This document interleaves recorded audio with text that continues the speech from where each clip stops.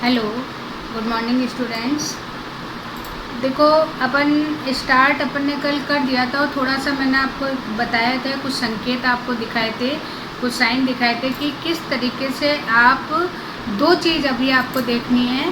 वो एक तो है पुष्प सूत्र, फ्लोरल फॉर्मूला, और दूसरा है यहाँ पर फ्लोरल डायग्राम या पुष्प चित्र। तो दो चीज़ आज आपको बता रहे। अब आपकी जैसे इसमें फैमिली तो फैबेसी से स्टार्ट है, लेकिन स्टार्टिंग में आपको क्रूसीफेरी, जो ये एक डायग्राम आपको दे रखा है, पुष्प सूत्र और पुष्प चित्र जो दे रखा है, वो किसका दे रखा है? वो दे रखा है सरसों का।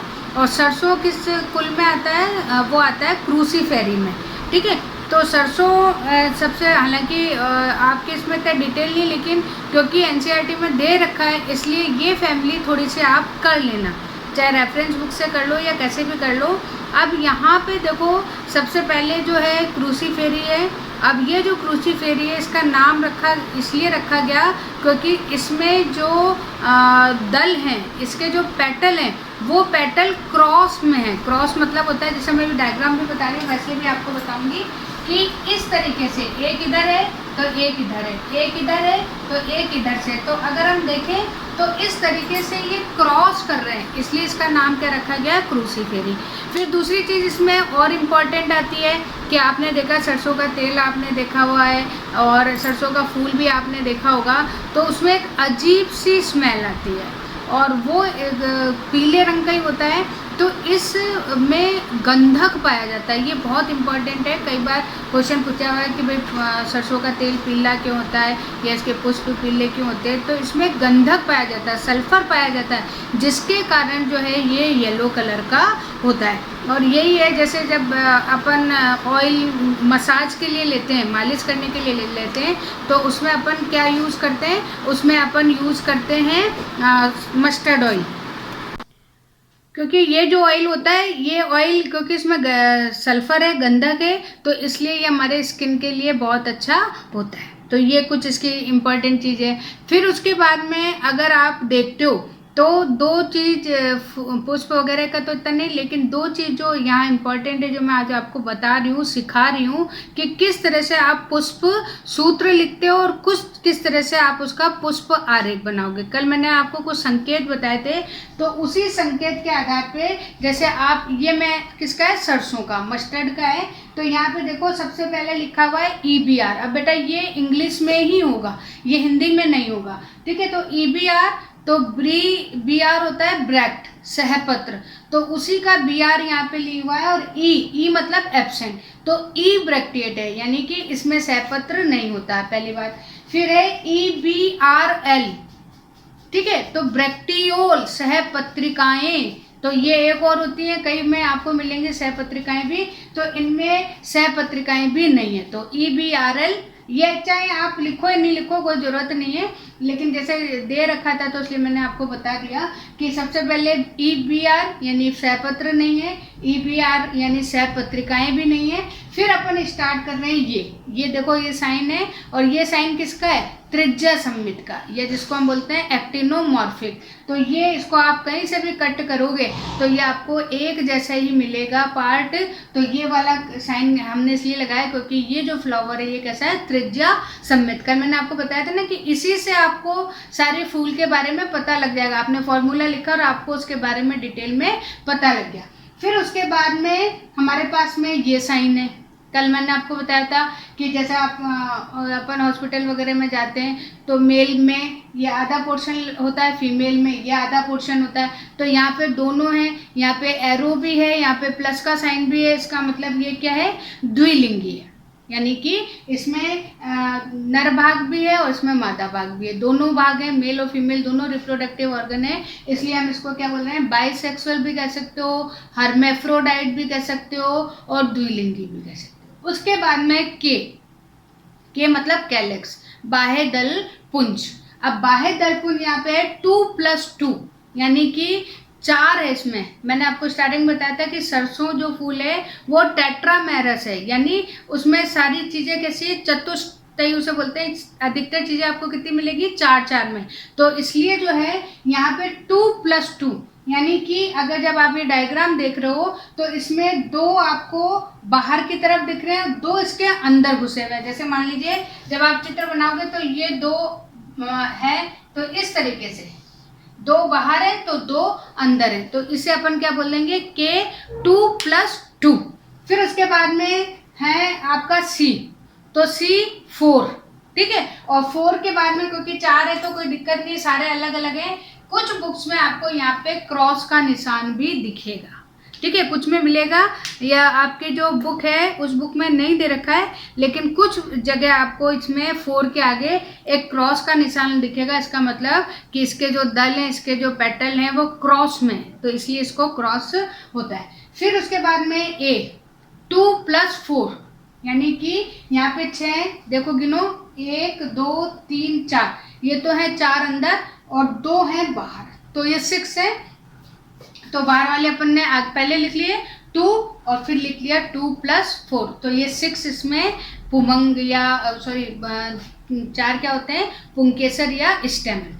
फिर उसके बाद में जी में क्या है, ये 2 लिखा हुआ है, 2 को ब्रैकेट में लिखा हुआ है और जी के नीचे एक डैश लगाया हुआ है, ठीक है। तो इसका जी का डैश का मतलब क्या है कि यहाँ पर ये जो इसमें ओवरी है वो कैसी है, सुपीरियर या सबसे ऊपर है। जैसे आपने हाइपोगाइनस ये पढ़े थे, तो यहाँ पे जो है जायांग धर जिसे बोलते हैं, तो हाइपोगाइनस है अंडा से, तो इसलिए अपन ने डैश लगाया। अगर जैसे मटन वगैरह या कुछ होगी तो अगर हम ऊपर लगा हुआ है, इसका मतलब वो क्या होता है, परिजायांगी, ठीक है, तो उसे अपन एपिगाइनस बोलते हैं।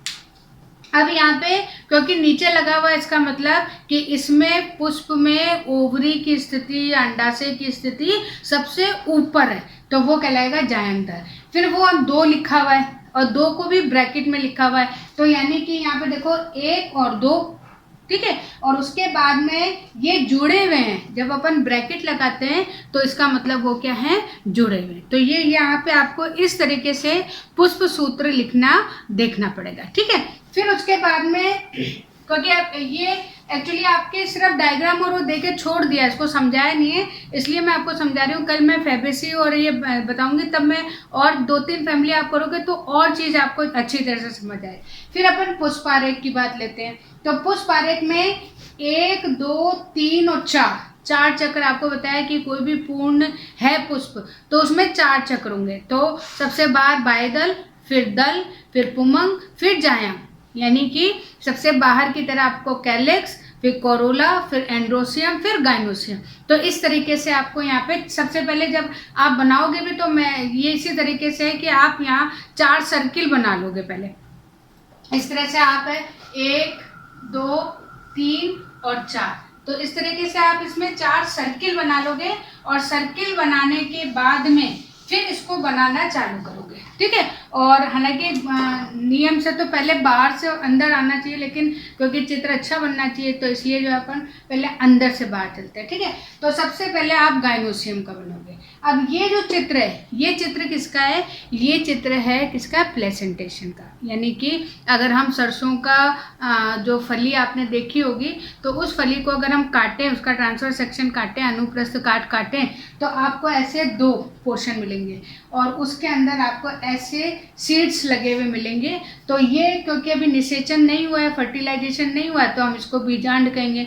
अगर फर्टिलाइजेशन हो जाता है तो हम इसको सीड कहेंगे, ठीक है, या फ्रूट कहेंगे। तो इस तरीके से आप सबसे पहले इसका डायग्राम बनाओगे।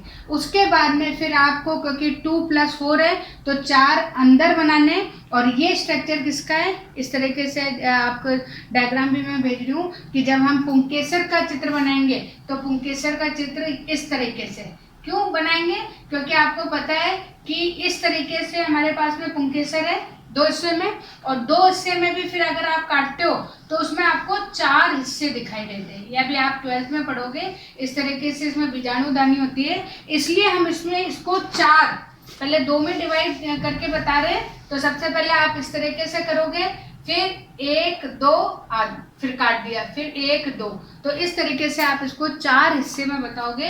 ये साइन किसका है, ये साइन है पुंकेसर का या स्टेमन का।